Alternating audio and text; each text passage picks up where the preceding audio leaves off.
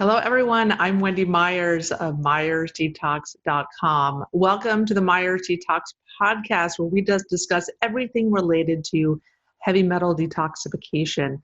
And today we'll be talking about fasting and how you can utilize fasting to improve your health, improve your immunity, lose weight, and assist in detoxification. Because a fasting state is very much a detoxification state, because when you're losing fat, all the toxins stored in your fat come out. And that's one of the reasons people have really uncomfortable symptoms when they are fasting. They get headaches and they feel kind of achy or fluey, or just a host of other different symptoms that people really don't like, and why they avoid fasting. And I certainly started out in the beginning of my health journey trying out a fast, and I just felt terrible on the first day. And I thought, I'm just not going to try that again, make that mistake again. But I wasn't doing it correctly. There's a right way and a wrong way, and a transitionary phase to transition into doing a successful fast that's more comfortable. So we'll give you all kinds of tips and tricks on how to do that today. And our guest, David Jockers, he's an expert on fasting. He hosted a whole summit on fasting, and we're going to be discussing activating autophagy with fasting for detoxification and deep cellular rejuvenation. And some things we'll talk about is how to transform your health, reduce inflammation, and lose weight with fasting. We'll talk about balancing blood sugar, improving immunity, improving longevity, and hormonal and restorative benefits of fasting. We'll talk about, what exactly is the fasting mimicking diet? What role does that play in fasting? And should you do a water fast or a bone broth or a juice fast? What's the difference there? What are the benefits, pros, and cons? And also, most importantly, we'll discuss who should avoid fasting. There's so many benefits of fasting. There's a lot of talk about it. It's a very, hot topic right now. And I think some people try it when it isn't the right thing for them. So we'll discuss who those population groups are that maybe should put fasting on hold for the moment. So I know you guys listening to this show are very interested in detox and are curious about what your toxin levels are. Well, I created a quiz. You can check out heavymetalsquiz.com. Take this 2-minute quiz based on some lifestyle questions. You can get your results, whether you're kind of in a low risk group, whether you really should be detoxing, or like a 911, you need to start detoxing right away. And after that quiz, you'll get a free video series that will answer your most frequently asked questions about detox. Where do you begin? What kind of testing can you do? What kind of supplements are best? And I answer a ton of other questions related to detox. So go check that out at heavymetalsquiz.com. Our guest today, Dr. David Jockers, is a doctor of natural medicine, a functional nutritionist, and corrective care chiropractor. He runs one of the hottest natural health websites, highly recommended, drjockers.com, which has gotten over 1 million monthly visitors. His work has been seen on popular media such as The Dr. Oz Show and Hallmark Home and Family. And he's also the author of the best-selling book, The Keto Metabolic Breakthrough by Victory Belt Publishing, and is a world-renowned expert in the areas of ketosis, fasting, and the ketogenic diet. He's also the host of the popular Dr. Jockers Functional Nutrition podcast, and he lives in Canton, Georgia with his wife, Angel, and his twin boys, David and Joshua, and his daughter, Joyful. Such a beautiful name. You can learn more about Dr. Jockers at drjockers.com. Dr. Jockers, thank you so much for coming on the show. Absolutely, Wendy. Great to be on with you. Yeah, so we're going to talk today about fasting. And so this is a great topic. I mean, there are so many reasons why people should be fasting. But first, let's get into what is the root cause of disease. So many people today suffer from chronic illness, have multiple diagnoses on multiple medications. What is going on? What is behind all this? Well, for sure. That's a really great question. And so basically, when we look at disease, our body is constantly, it's one of the laws of the universe where basically our body is constantly being broken down, this law of entropy. We're under attack. When you look at things under a microscope, it's literally a war every single day. So our cells have regenerative forces. Our body, the vital force within us, is constantly working to help heal and repair our body. It's constantly giving us the greatest survival advantage, but the forces of the environment are constantly breaking us down. They're degenerating us. And one marker that we look at is inflammation. And I'm sure all the listeners have heard that. Inflammation is actually a wonderful thing. However, when it's out of control, it causes chronic disease development. And so basically, we think about inflammation.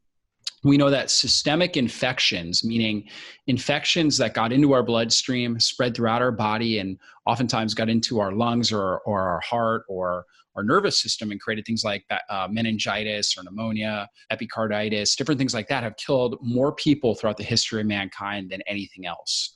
And so over the years, our body has adapted, and it's created this process called inflammation. Inflammation protects us from dying quickly from a systemic infection. It keeps the infection under control and allows our body to be able to heal and repair and not have to deal with a crisis, not have to deal with sepsis, basically, which can kill us quickly.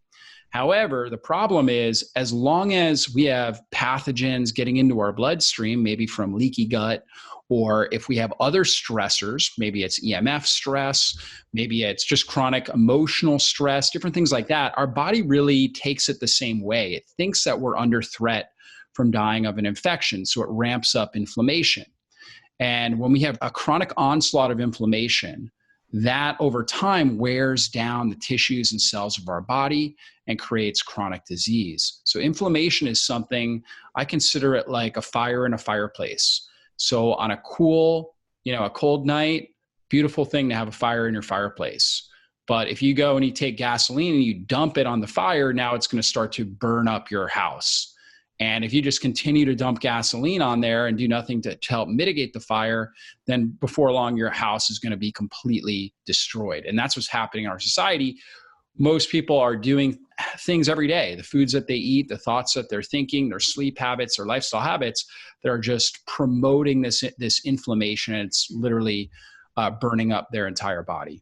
Yes. Yeah. And so what can we do to mitigate? What are some of the tools in your toolkit to help mitigate this inflammation? And when you have inflammation, you have pain as well. Yeah, absolutely. Inflammation can affect any single organ system in the body. So if you're struggling with anxiety, brain fog, depression, those are all signs of brain inflammation. If you've got eczema, acne, rashes, hives, real dry, brittle skin that's aging too fast, that's all inflammation. You can have pain in your joints. You could have low energy. That could be inflammation in your adrenals, could be inflammation in your brain, that could be inflammation affecting your thyroid. So all these major symptoms, if you have chronic underlying symptoms, you're just not feeling your best on a regular basis, then you're dealing with inflammation. And so one thing that we can absolutely do is start with the food that we put in our body. And in the natural health world, we talk a lot about food because it's something that we have conscious control over. And there's a lot of things you may be impacted by that are affecting your inflammation that you just don't have as much control over. Like sometimes the air we breathe, that, depending on the environment we're in, we may not be able to control that. However, we can control the food we put in our body. And so we know that higher carbohydrate foods promote more insulin release. And insulin is a hormone that comes out of our blood, or comes out of our pancreas. And its job is to take sugar out of the bloodstream and put it into the cells. We know that high blood sugar, so when we eat, a bunch of carbohydrates, like let's say, growing up, I used to eat peanut butter and jelly sandwiches, or my breakfast was usually Cheerios with skim milk and a banana and a cup of orange juice, right? Because my mom would never get the Fruit Loops or whatever I saw on TV. So she got what she thought was healthy, Cheerios, put a banana on there, orange juice, but all those things jacked up my blood sugar. When you have high blood sugar, the sugar molecules will actually bind to proteins in your bloodstream and create something called an advanced glycation end product. So if we think about the first letter of each of those words, A for advanced, G for glycation, end products. So AGE, they accelerate the aging process. So we know high blood sugar is actually neurotoxic. You look at somebody with diabetes, they end up with peripheral neuropathy, where literally the nerves become destroyed and they have numbness and tingling. Sometimes they can't feel anything. They end up with optic neuritis. They lose their vision. Kidney failure. It also damages the endothelial lining in their blood vessels, creates heart disease. So we know that these things are really damaging and dangerous for our body. So insulin actually is a superhero because it takes the sugar and puts it into cells. Now we can use it for energy. The problem is when we continue to eat high carbohydrate foods and we continue to eat a lot of meals throughout the day. Okay, when I was growing up, I would eat 5 or 6 meals a day, and it was constantly carbohydrate-rich foods, and that was this constant bombardment of blood sugar and insulin. The problem with too much insulin is insulin turns on inflammatory gene pathways. So it actually activates certain gene pathways within the cell that amplify the message of inflammation throughout the entire body, like a siren going on throughout an entire city. So all of a sudden now we get this massive load of inflammation that goes on in the body. And as long as insulin's elevated, that inflammation is going to continue to go on and on and on. And it makes sense because, for our ancestors, when they would consume food, any food, even low carbohydrate foods. So I'm an advocate of the ketogenic diet, but even if you eat a ketogenic meal, like an egg or something like that, you're going to get some release of insulin. It's just going to be lower than if you were to eat, a bowl of Cheerios or something. When you eat food, you naturally are bringing in pathogens, potential pathogens. You're bringing in microbes. And the body wants to get ready to help prevent against some sort of infection. So that's why when we eat, it triggers insulin, and now it also turns on some inflammation because the act of eating itself is pro-inflammatory. It actually turns on inflammation. So our body's, again, ready to fight against the infection. Now, the issue is, again, when we're continually eating throughout the day and eating foods that are very insulinogenic, that turn on a lot of insulin, now we end up with too much inflammation. We also develop something called insulin sensitivity, where our body no longer responds. The cells, receptors no longer respond well to insulin. So we continue to produce more and more and more insulin, just bombarding the body with this message to promote inflammation. Insulin also causes us to store fat. We can't burn fat as long as insulin's elevated in the bloodstream. So we end up gaining body fat, oftentimes losing lean body mass, and on top of that, just promoting, like dumping gasoline on that fire, promoting tons and tons of inflammation. So we can start with the food that we eat, eating less carbohydrates, eating more healthy fats. Fats are very satiating. They need less insulin. Our body produces less insulin when we consume fat. And many fat sources are very nutrient dense. Things like avocados, olives, extra virgin olive oil, grass-fed meats, pasture-raised eggs, things like that can be really healthy, really satiating, and they keep insulin levels down and under control. I always tell people, make these 3 big changes to start in your diet. Reduce sugars and grains. Get rid of bad fats. That's going to be all your processed vegetable oils, corn oil, soybean oil, safflower, cottonseed oil. Those are fats. They're not insulinogenic.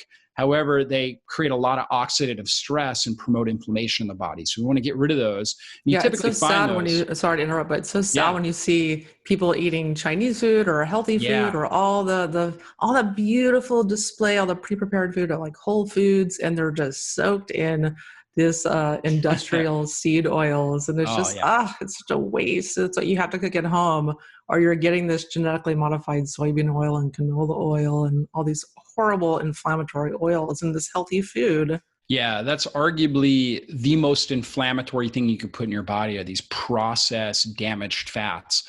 So you want to get rid of them. You want to stick with things like coconut oil, avocados, avocado oil, olive oil, different things like that. These are really healthy fats you want to be consuming. And then you want to change the meat that you eat. You want to get rid of the commercialized animal products. You want to stick with grass-fed, organic, wild-caught animal products. I know your listeners know, I'm sure you've mentioned this, but when animals are eating pesticide-laden grains, they bioaccumulate all the different toxins, the glyphosate, heavy metals, different things like that. antibiotics that are often used and treated with. And so that ends up in their meat, their dairy, the eggs, things like that. We obviously want to avoid that. We want to reduce our toxin exposure. So getting the grass-fed organic animal products gives you more nutrients and less toxins. That's always a rule with nutrition is you want to maximize your nutrients and minimize your toxins that you're consuming for your meals. So that's just a great place to start, is making those diet changes. And then I recommend don't snack. That's a big problem that a lot of people have. Stick with 2 to 3 meals a day. And obviously we're going to talk about intermittent fasting as we go on. But if you're a breakfast, lunch, and dinner person, just eat breakfast, lunch, and dinner and don't snack between meals. Instead, hydrate. There's a part of our brain in our hypothalamus that our hunger center and our thirst center are right next to each other in the paraventricular nucleus in our hypothalamus.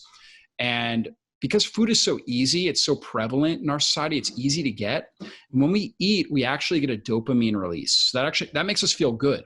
We have it's human nature to become addicted to eating. That's actually part of our nature. It's meant for survival. We just have to control that. So it's very easy for the hunger center to actually cross into the thirst center. So most people, when they want a snack, they're actually thirsty and they actually need water and sometimes electrolytes. And if they do that, they will no longer be hungry and they'll be able to go longer between meals. So start hydrating your body. I recommend drinking at least minimum half your body weight in ounces every day. Do good hydration when you first wake up in the morning, and then try to drink 8 to 16 ounces of water between meals. And if you do that, you'll notice that the desire for snacking goes down significantly. So in some cases, I find that some people do well when they just put a little tiny bit of salt, good sea salt, like Redmond's real salt or Celtic or something like that. Put that right on your tongue and drink some water. And boom, it shuts down cravings, sugar cravings. The water actually gets into your stomach and suppresses a hormone that your stomach produces called ghrelin. When your stomach, when you don't have anything in there and you're used to eating, so it's also a conditioned response, your body will release ghrelin. And when you drink water, it stretches the stomach, suppresses ghrelin. Ghrelin tells your brain that you're hungry.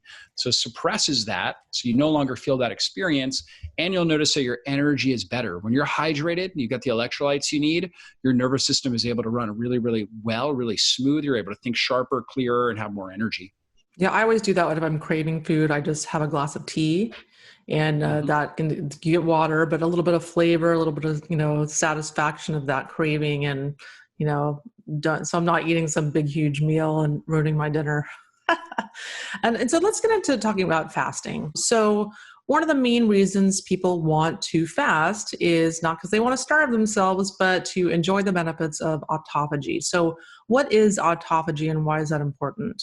Yeah, so autophagy actually means self-healing. And so our body has either a building every day, based on around our meals, we're going to go through either a building phase or a cleansing, healing, and regenerating phase. And so autophagy means self-eating, where our body will actually break down older, damaged cellular organelles like mitochondria that we have in our cells. So these things become damaged by oxidative stress just as a normal part of life.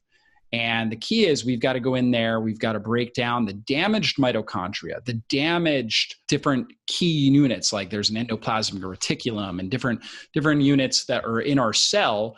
And we take the raw materials and we can actually form new healthy ones. It's absolutely amazing what the body can do. It can take a dysfunctional mitochondria that can't actually use fat for fuel, because the mitochondria should be able to take fat and produce it into a ton of ATP. And so over time, though, if the mitochondria becomes damaged, it can't do that. So when autophagy is turned on in our body, we're able to get rid of that bad mitochondria and use the raw materials of it to form a new, healthy, strong, metabolically efficient mitochondria that can now take fat and use it for fuel and produce rampant amounts of cellular energy. So we become more efficient human beings. And the key with autophagy is insulin. So as long as insulin is elevated, we can't self-heal. When insulin goes down, All right. And everybody has a certain threshold, right? That hasn't been drawn out well enough in science, but we know that when your insulin levels go down, all right, that's going to turn on autophagy in your system. And so the best way to get insulin down is through fasting, just missing meals. Anytime you eat anything, even if you have a bulletproof coffee or, a tablespoon of coconut oil, you're going to get some release of insulin. Okay. Now that's going to be better, again, like I said, than, eating a big bowl of Cheerios, but you're going to get some release of insulin. That's going to blunt that self-healing mechanism. So the best way to turn on autophagy is just don't eat. And that may just mean skipping one meal can turn on some autophagy in your body. And the better that your body gets at using fat for fuel, the easier it is to turn on that autophagy mechanism, because your body tends to produce less insulin overall. So when you miss a meal, insulin suppressed, autophagy turns on. Now, most people are out there and they are sugar burners and sugar cravers. And the way that you know that your body's primarily running off of sugar is if you can't go more than 4 hours without a meal. So if you eat a meal, let's say you eat breakfast at 8 a.m., and you're starving by 12, that is a sign that, either you did not eat enough food in that meal, or you are in sugar burning mode, because your body should be able to actually, when your insulin goes down, your body should switch. And as your blood sugar is coming down, it should say, okay, now we're going to go into the bank and start using our stored body fat for fuel. And when you start burning body fat, you actually create something called a ketone body. And ketones are important because all of our cells can use fatty acids for fuel, except for red blood cells, and then also your brain. So your brain actually needs ketones. Fatty acids cannot cross through the blood-brain barrier. So ketones are a water-soluble molecule that the liver produces. It turns fatty acids into ketones in order to fuel the brain. So when your blood sugar goes down, if your body's good at turning the fatty acid into a ketone and that getting across the blood-brain barrier into the brain, now you feel very efficient. In fact, ketones are a preferred energy source because you produce less metabolic stress, less metabolic waste, and you produce significantly more energy when you're using ketones as a fuel source as opposed to glucose. They're a really clean burning fuel. Glucose is a very inefficient, it produces very little energy and a lot of metabolic waste.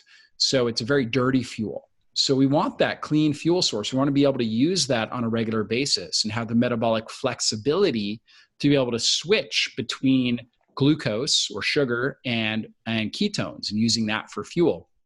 And so if you are between meals and you start to get irritable and you have anxiety and you start feeling hangry, right? All of these types of reactions are signs that you're very metabolically inflexible. Your body's not good at burning your own body fat and producing these ketones. So intermittent fasting is a strategy that can really help us get metabolically flexible so we can get ketones up into the brain. Ketones are also very neuroprotective. They actually turn off what's called the neuroinflammasome, which is a gene pathway or a set of receptors that amplify inflammation in the brain. When that pathway is elevated for a long period of time, we experience depression, anxiety, and over time, dementia, Alzheimer's disease, right? All these chronic neurodegenerative conditions. So ketones are actually very protective of your brain cells. So we want to be able to use that.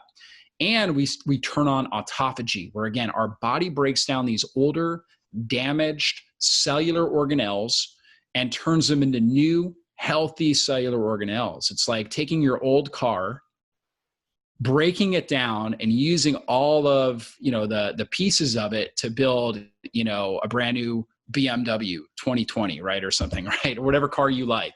That's basically what your body does, right? So I've got a 2008 Ford Escape hybrid that I still have. I work mostly from home, so I don't even drive that much. But it would be like taking that down. I've got like 150,000 miles on it or something. It would be like taking that, breaking that down and creating like, a Corvette, right? Or something, some sort of fancy, more efficient car, right? A Tesla, right? Electric car or something, So that's basically what your body is able to do. We just have to create the environment that allows for that. And that means suppressing insulin. So a lower carbohydrate diet, not necessarily all the time, but kind of as a base, as a foundation, along with intermittent fasting. And then on top of that, we need to make sure we're exercising. Exercise really helps this process. And then also good sleep and stress management are very important with it as well. Yeah, I mean, I think people don't realize when they don't sleep enough, the next day they can have the insulin levels of a diabetic person and get these blood sugar swings and more food cravings and just takes them on this roller coaster. And I definitely notice that one if I don't sleep enough one night. And so let's talk about strategies to activate autophagy. So you mentioned intermittent fasting, and then I think people definitely should start there before they start a fast where they're doing like a day or 3 or 10-day fast. Well, what do you recommend as far as like staging it out and kind of graduating to longer fasting periods? Yeah, I agree with you. I think that starting out and really mastering a good intermittent fasting schedule is the best way to start. So what you do is in the beginning, you start with a 12-hour eating window, 12-hour fasting window, and just an overnight fasting window. So let's say you ate your first meal at 8 a.m. and you finish your last meal at 8 p.m. That would be an example of a 12-hour eating window. And then you would have a resultant 12-hour fasting window from 8 p.m. to 8 a.m. the next morning. So we call that the simple fast. For most people, that's pretty easy. For some individuals, they're used to eating like a late night snack or something like that. Obviously, it can be problematic in that case. And then what you do is when you wake up in the morning, you start your day by hydrating your body well. I mentioned how, we all need water in the morning. So all of us are dehydrated when we first wake up because we're breathing out water vapor. The more that we breathe, the more water we lose. And so we want to rehydrate our system. It really helps us move our bowels, helps our body detoxify, right? It's very, very important for that. And it helps our body produce energy. So I recommend drinking at least 16, and if you can get up to like 32 to 48 ounces of water in the morning before you even think about food, right? So you have to get at least 16 ounces of water, good clean water, into your system before you can even think about eating a meal. And when you do that, that suppresses the hunger hormone. A lot of people will tell me, I'm really hungry when I first wake up in the morning. Well, if you hydrate well, there's a good chance you're going to suppress that hunger. So if you can get 16 ounces of water down, and you can do, a lot of people will do warm lemon water, for example, can be a really, really good strategy. Maybe a little bit of minerals, like some salt, stuff like that. All great strategies. Herbal teas, things like that, fine. Even if you want to do black coffee, people ask me all the time, can I do coffee while I'm fasting? And I say, well, it really depends. Coffee should make you feel amazing. You should feel great. In fact, coffee, the caffeine and the chlorogenic acid that's in coffee actually stimulate autophagy. There are herbs that we'll discuss as we go on. Coffee is one of those that can stimulate greater levels of autophagy in your system. However, there are some individuals that don't feel good when they have coffee, and it actually increases cravings. If that's happening to you, that's a sign your body's not responding well to it. So then you would not want to use it. But herbal teas, coffee, if you tolerate it well, all can be fine. But if you're drinking coffee, remember that's a diuretic, right? So you want to make up that with extra water. So hydrating your body well, oftentimes that makes it easy to be able to push that fast out to 14 hours. And then if you continue to hydrate well in the morning, oftentimes it's pretty easy to push it out to 16, maybe even 18 hours of a fast. And I recommend just kind of gently, and it really depends on your stress levels, your body type. Everybody's a little bit different, but you want to try to extend that out to, that 16 to 18 hour fast tends to be a really good sweet spot where your body starts getting better autophagy, better insulin management, and more human growth hormone production. So HGH is something your body produces when insulin goes down. And HGH is your quintessential anti-aging hormone. It helps turn on your immune system. It helps to reduce inflammation. It helps to build bone tissue, build lean body tissue, so muscle tissue, and helps reduce body fat. So a lot of great benefits. They're also really good for skin health. regenerating different tissues in your body. So that's when you really turn that on. Now, there are some cases where it may be challenging for certain individuals to get to that 16 to 18 hour fast. But I would say probably 2/3, if not more, of the individuals out there in society can really pretty easily, within a week, adapt to a 16 to 18 hour fast. And then you're eating your meals in like a 6 to 8 hour eating window. So for some individuals, typically men like me, I can eat a big meal. Like I can take in a lot of calories with my meals. In fact, I don't even get hungry, Wendy, until I start eating. Like I'm very rarely ever hungry. And then I start eating and then I'm like, I am hungry. I'm going to eat a lot because I've trained my body that like way. every meal. Yeah, I've trained my body that way. For other individuals, you can't eat a lot of calories in a meal. So you might have to, break that 8 hour eating window and do 3 small meals, right? Also kind of depends on the health of your bile ducts, right? In your liver, I see that be a case, or your stomach acid levels in your stomach. Some people don't have a gallbladder, they don't have produce enough bile. In those cases, it's a good idea to eat smaller meals, right? In that eating window. So there are special, circumstances, and you kind of have to master, you have to experiment with things, help master it for yourself. But that's kind of a good sweet spot to get to. And then what I love to do, and I love to help people with, is to where you're able to do a 24-hour fast 1 day a week, okay? And I'm actually 8% body fat. Like you can see every muscle on my body, and so I'm very, very lean. But I can actually do a 1 day, I do a 24-hour fast twice a week. So I ate lunch yesterday, and then I fasted and my lunch was at 1 o'clock yesterday. I fasted until 1 o'clock today, and I worked out real intensely right before I broke the fast. So I worked out at 12 o'clock, and I felt great. And my body was using ketones as a fuel source. And that exercise, particularly fasted exercise, really ramps up autophagy. And then I broke that fast with a really big, high fat, high protein shake because it's easy on my digestive system. So I had good protein powder in there, and avocado and coconut milk and all kinds of good stuff. And so anyways, then I'll eat a really good dinner tonight. So on your 24-hour fast, this is a sign that you're really metabolically healthy. If you're able to go from, let's say, for most people, they like to do dinner to dinner, okay? For me personally, I like lunch to lunch. I can do dinner to dinner. I find that I actually sleep so much better. At this stage in my life, I sleep so much better when I do the lunch to lunch fast. It's like in the middle of the week, it totally resets me and makes my Thursday that much more productive. And I used to, as the week went on and I was doing a lot of work, I would wear down on Thursdays and Fridays. And I started implementing this and it felt so good. So I've continued to do this.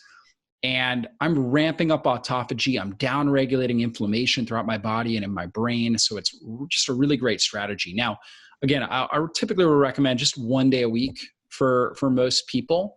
And that's a sign that you're metabolically healthy. And so during that period of time, you're drinking a lot of water, hydrating your body well. And, when you do eat, you eat well, right? That's always the key, is you're not trying to reduce the overall amount of calories. That can happen naturally based on your satiety point, but you're just trying to eat till you're fully satiated.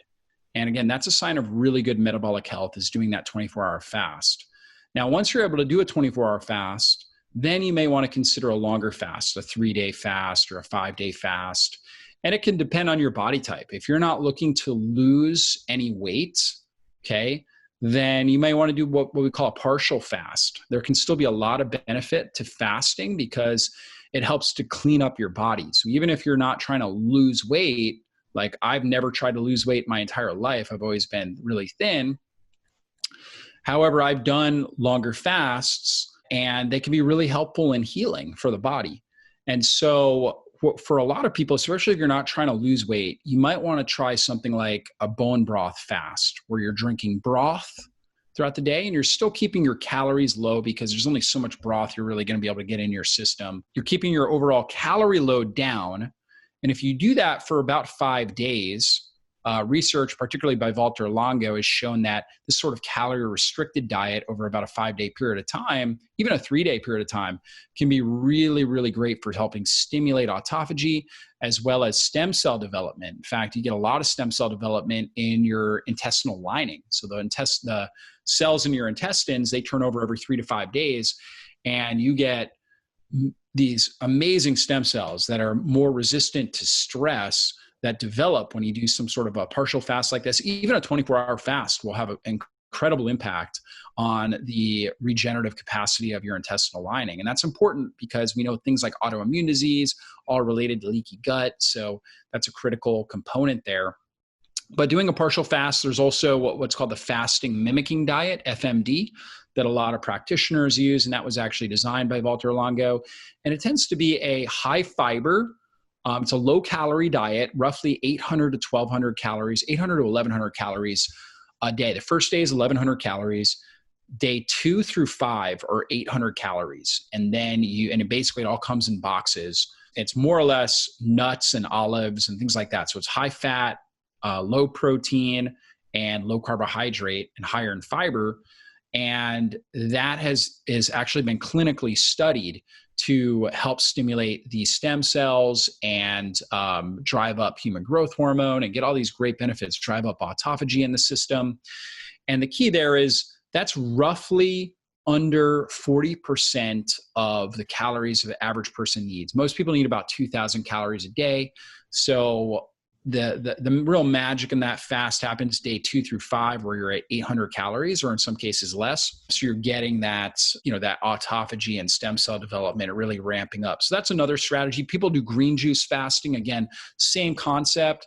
You're really not going to be able to consume that many calories if you're doing juicing. So, you're still in a calorie restricted state. And if you're doing that for several days, that can be very beneficial as well. Yeah, I like the juicing and bone broth fast, because I think that people are just generally nutrient deficient and mineral deficient, and going like 5 days without food, you're going to become even more deficient. And I like the thought of replacing and repleting minerals with bone broth and juice.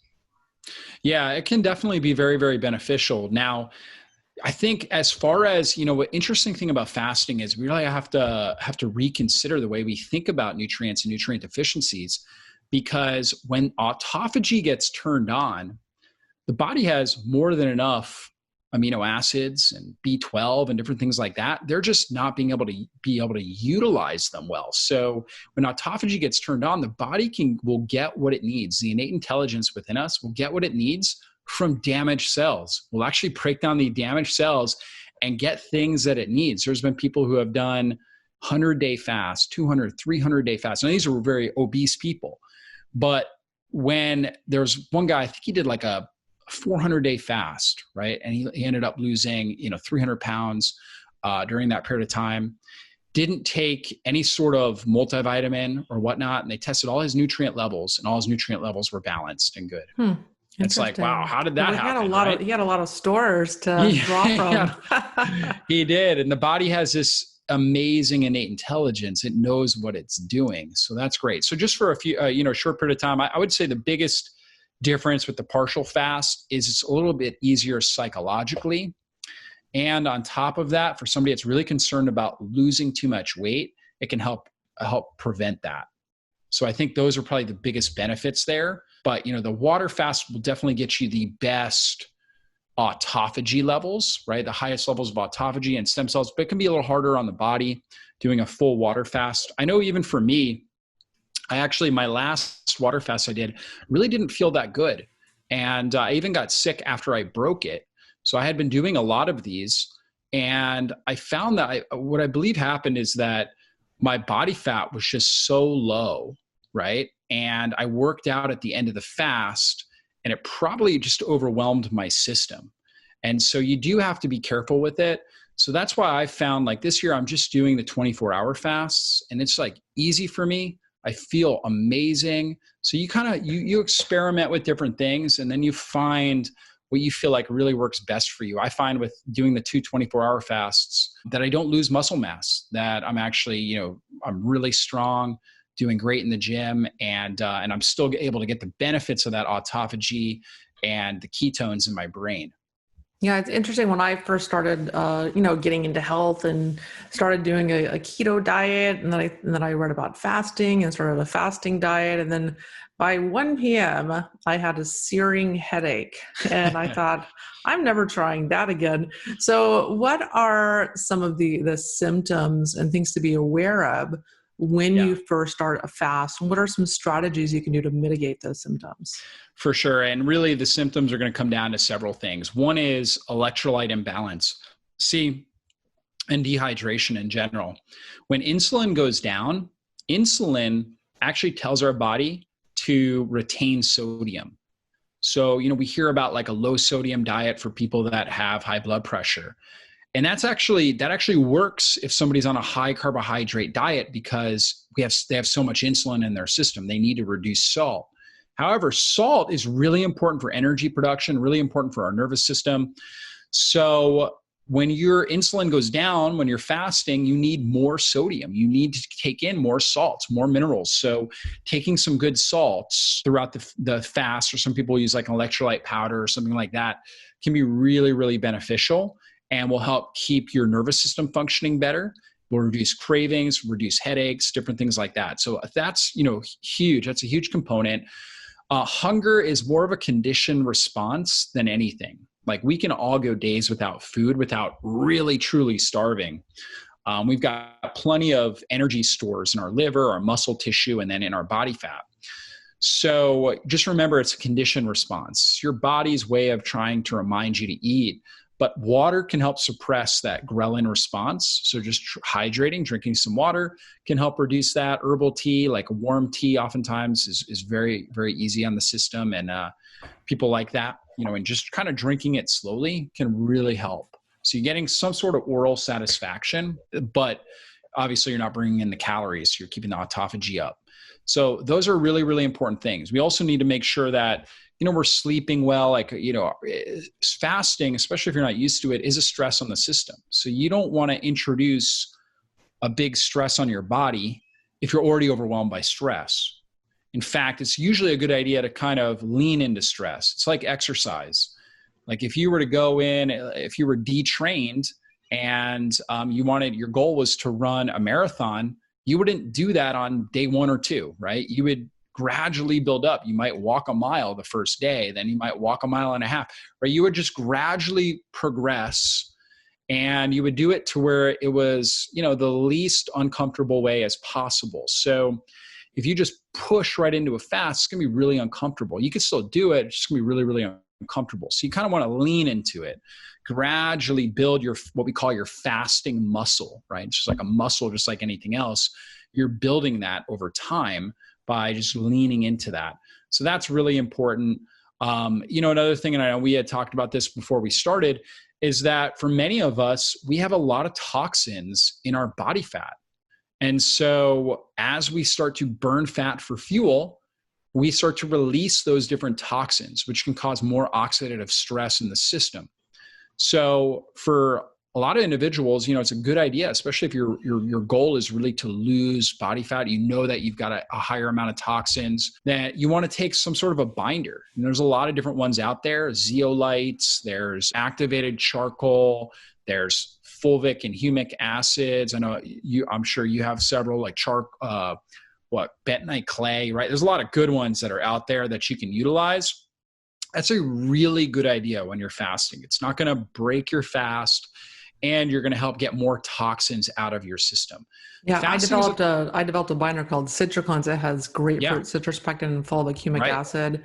It's a perfect thing to take, because when you're getting these kind of detox symptoms, when you're fasting, you get headaches and you get kind of maybe a little achy, or you start having or even anxiety and whatnot. That can be toxins coming out of your fat cells, chemicals and heavy metals. And it's really smart to have a binder on board. Yeah, absolutely. When you're fasting, you got to remember you are detoxing, you're cleansing. So you're putting yourself in that way of life, right? And that's actually a good thing. We need to be cleansing and detoxing every single day. It's a great time, again, to take those binders. That's really helpful. Another thing that can help is adaptogens. For some people, they have basically bad feedback, kind of like a bad radio station connection. They have bad feedback between their brain and their endocrine system, right? The system of their body that's producing hormones. And adaptogens come in and they like tune your antenna to where you get a better message. So now you're able to produce the right amount of cortisol, the right amount of thyroid hormone, the right amount of adrenaline, and all the different endocrine hormones that you need to be able to function well. So adaptogenic herbs are not going to break your fast, and they're really helpful for supporting your body so you can think clearly and have the energy you need while you're going through the fast. Ashwagandha and rhodiola and ginseng and things like that. So those are great. That's a great idea to use something along those lines as well. And that can be really helpful for a fast, because again, a fast is a stressor on the body. So things that can help mitigate that stress can be really, really beneficial. So I would say those are probably the biggest things to look out for and utilize. A lot of people ask me, should I take supplements on a fast? You know, there are some supplements that you do better with when you take them with a meal, like vitamin D, omega-3s, you know, stuff like that, digestive enzymes. You don't, obviously wouldn't want to take those. And in general, if you're just like fasting one day a week, it's good to take some time off from a lot of supplements. Like it's not a bad thing to take a day off of supplements. Now, the key ones you'd want in there would be your binder, like you talked about, adaptogens, maybe electrolytes if you want that. But beyond that, you really don't need anything extra beyond that. Yeah. And I really love the concept of taking an adaptogenic herb when you're fasting, because I don't know about you, but I definitely feel like a surge of adrenaline and or cortisol when I'm fasting. My body is kind of like, what's going on here? We're starving. And you get this release of cortisol and it's uncomfortable and it makes you want to eat. So taking an adaptogenic herb can help to dampen that response. Yeah, adaptogens and also magnesium actually can be really helpful there too. Magnesium is a great one to use. And sometimes people have trouble moving their bowels when they're fasting as well. So taking a little bit higher dose magnesium can help with that. You know, there are different herbs as well that can help with moving your bowels. Hydrating really well helps as well. You're going to get a better fasting experience if you move your bowels well in the morning. You'll just notice that you feel a lot better, a lot more calm as you go through the fasting experience. Yeah. And you can do coffee enemas too. Yes. Not terribly popular, but you know, it certainly help you, your body kind of process all the toxins that are coming out of your fat cells. I mean, just to illustrate this point, I had a friend of mine that she went on a diet. She lost 100 pounds and she developed a cyst at the base of her spine, which your body creates those to put toxins into them, kind of safely stored away. And then she had to have it surgically removed. But this is kind of something, you have so many toxins coming out of your fat that you really, you know, need to be thinking about facilitating your body processing those. And coffee enemas binders are great ways to do that. Infrared sauna. I know you're a fan of sauna. Yes. Sauna is a great thing to do when you're fasting. Helps really get those toxins out of the system as well. Yes. And so what about stevia? So like say if you are, you're having your tea, you're trying to suppress ghrelin and feel full. A lot of the fasting mimicking diets use tea as well. Is it okay to use stevia? Is that creating an insulin response? I think it's going to be individual, depending on the person. So anything that's going to stimulate more cravings, you know that it increased your insulin a little bit. So you really have to experiment with that. In general, I would say don't use the stevia, okay? However, you know, for some people, they're going to have better tolerance to that than others.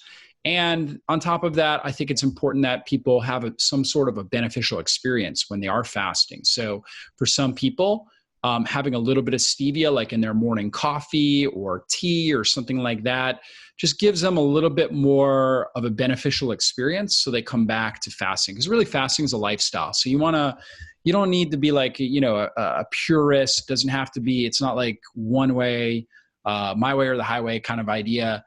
You want to have a good experience. You want to set yourself up for a good experience. So if stevia gives you a little bit of pleasure, doesn't overly stimulate cravings and hunger, and it enables you to be able to successfully complete a fast and do it well, then I think that's a great thing. But if you are noticing more cravings, more irritability, then, you know, not something you want to use.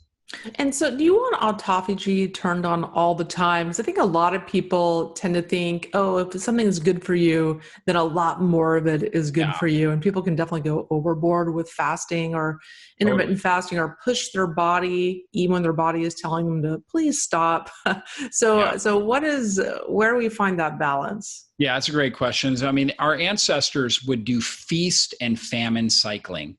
So they never tried intentionally to do intermittent fasting or extended fasting unless it was some sort of like a religious purpose or something like that. However, they just didn't have access to food. But when they did, they would eat as much as they could. So feasting is built into our DNA just like fasting is. So we really need times where we are in a feasting mode as well as fasting.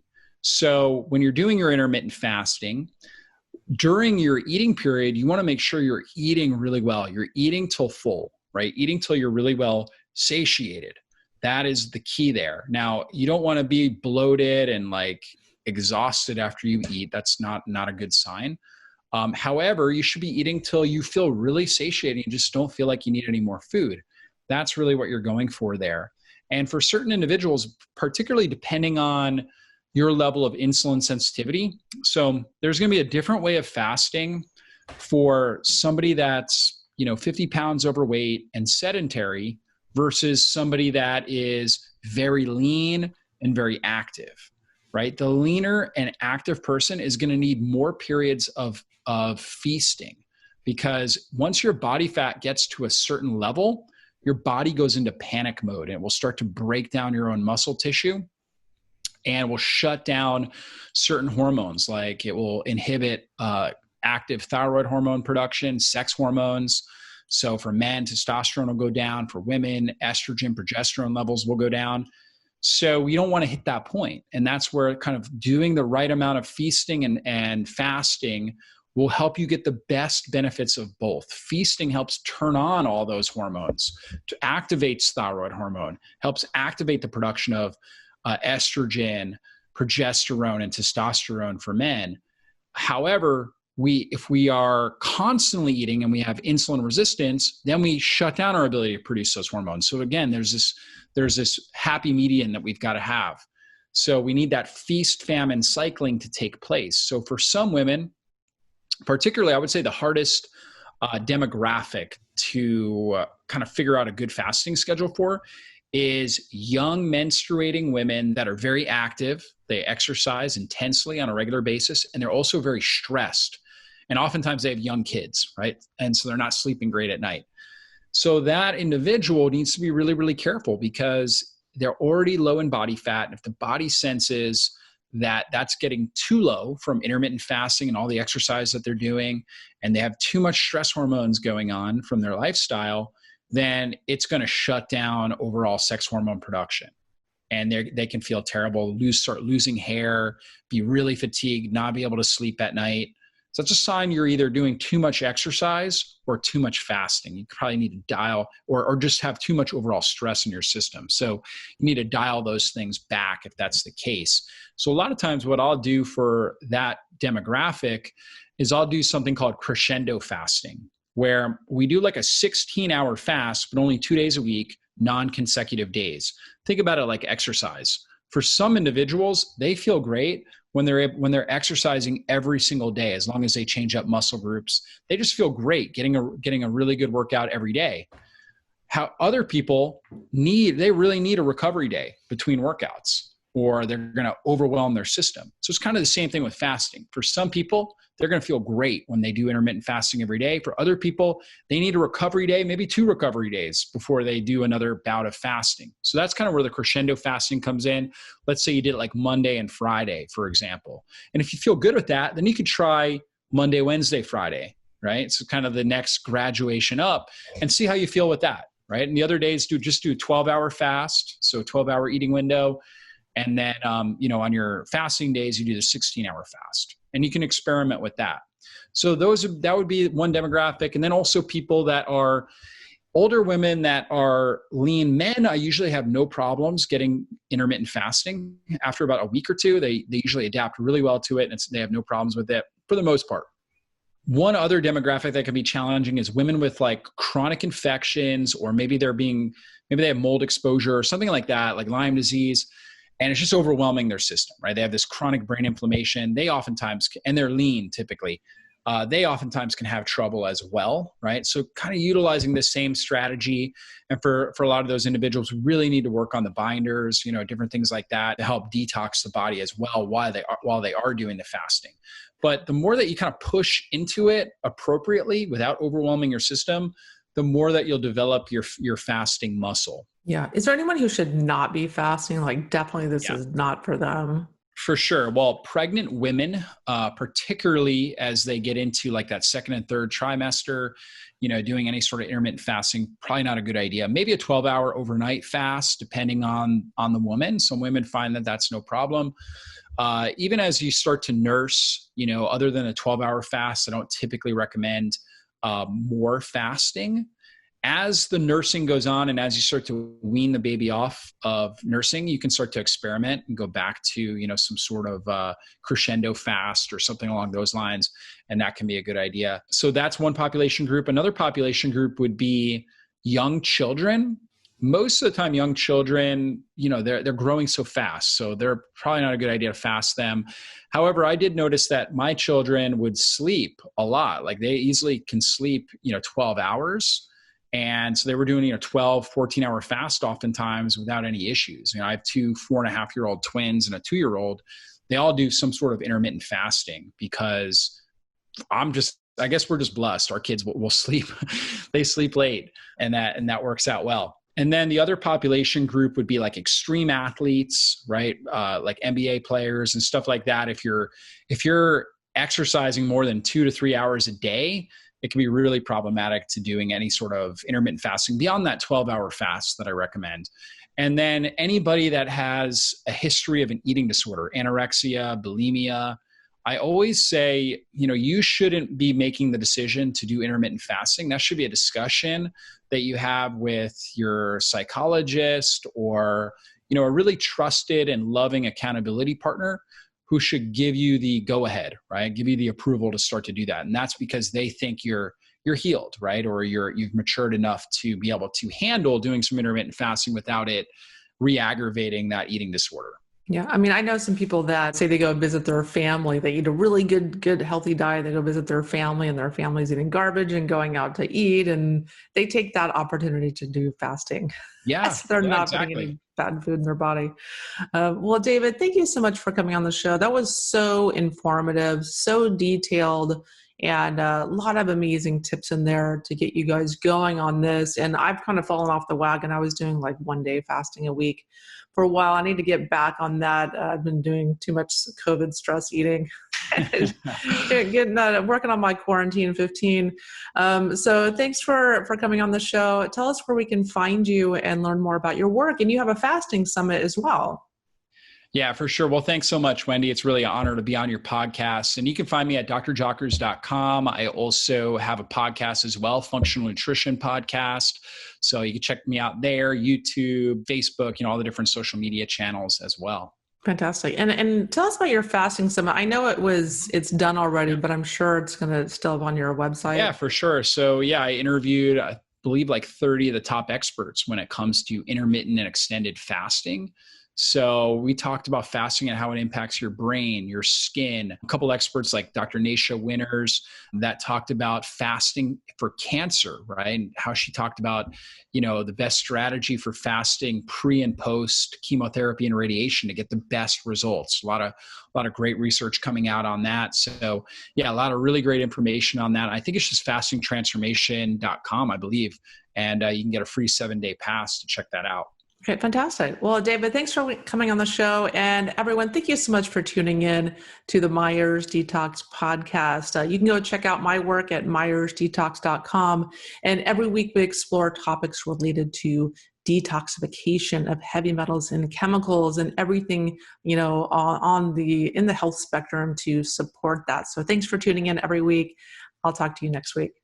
The Myers Detox podcast is created and hosted by Wendy Myers. This podcast is for information purposes only. Statements and views expressed on this podcast are not medical advice. This podcast, including Wendy Myers and the producers, disclaim responsibility for any possible adverse effects from the use of information contained herein. Opinions of guests are their own, and this podcast does not endorse or accept responsibility for statements made by guests. This podcast does not make any representations or warranties about guest qualifications or credibility. Individuals on this podcast may have direct or indirect financial interest in products or services referred to herein. If you think you have a medical problem, consult a licensed physician.